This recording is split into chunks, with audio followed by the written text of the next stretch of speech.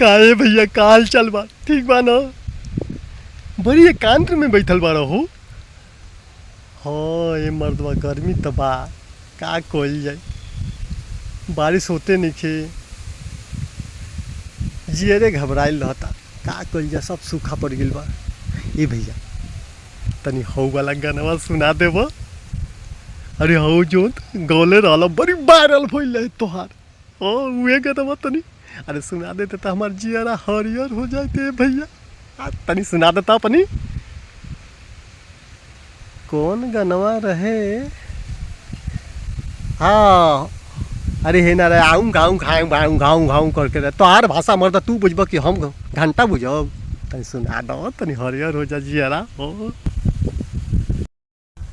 ठीक बा सुनाओ तनी सुना, तनी ताली बजाइए ठीक बा, अच्छा लगी तो।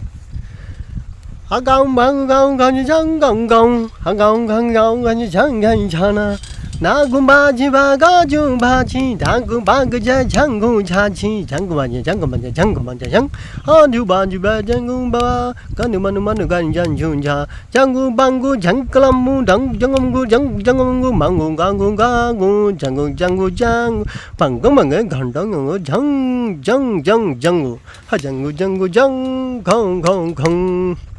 हो गया ना? आनंद आयल कि नहीं?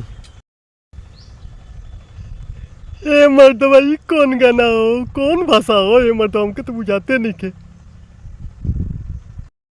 बक मर्दवा तो नहीं, जहन्नू देश का जहन्नू भाषा हो तो के का घंटा बुझाई न गावे आवेला चिल्लाए आवेला।